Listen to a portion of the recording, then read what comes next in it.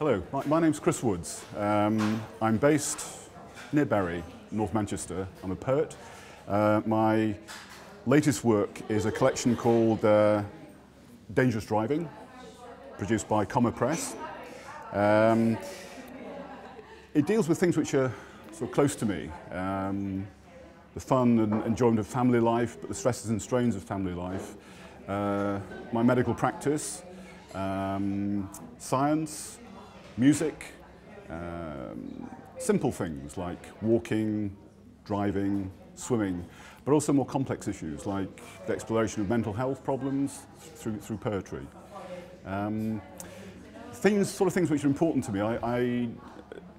The coming together of science and poetry, I think, is important. There's lots of very good popular science writing going on at the moment, and poetry is tagging on to that, looking at things like global warming, discussion of important themes. But also, I think the other way around, that science can energize poetry. The use of scientific imagery, for instance, I think is good. So that's something which is important to me. Also, the exploration of mental distress, mental illness through poetry. Possibly the channeling of that dark energy, channeling it creatively into producing poetry, good literature. And also the idea that writing poetry under those circumstances can be a healing process. Influences, I think I'd probably go back to Keats, right? At school, I was very much a scientist, and it was only in the sixth form I sort of happened to listen to a radio program, and it was to do with, it's about Keats, about his work, about his life and things, and I was actually gobsmacked when I heard the poetry being read. I'd never heard anything like that.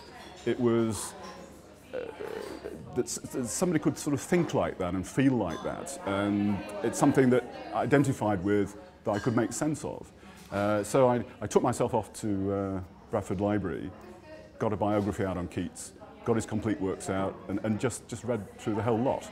And that started me off. I've been writing ever since. You start off as I suppose, a pale imitation of Keats, but that you sort of develop from that. But Keats is very much around.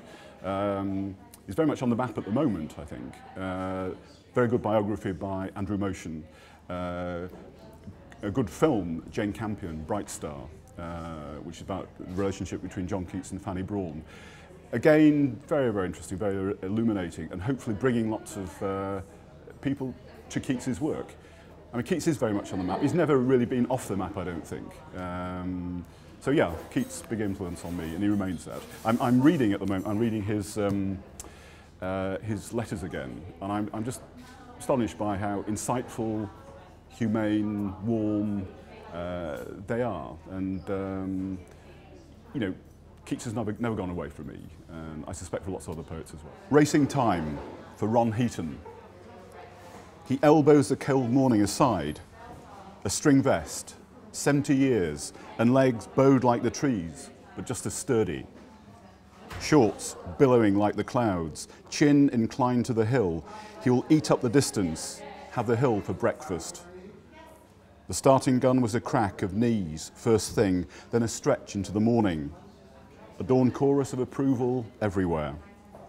The breeze in the sails of his shorts as he battles up the waves of the hill, the effort breaking on his sheer face. He stumbles, but does not give way, fights back, tramples a hill underfoot, and the hill pushes back with strength. His arms pump, pistons punch the air, pummel the morning, bare knuckles, knobbly knees in the groin of the hill. Because it is there, because he is there, because he will never hang up his heart, he plants the flag of himself on the top.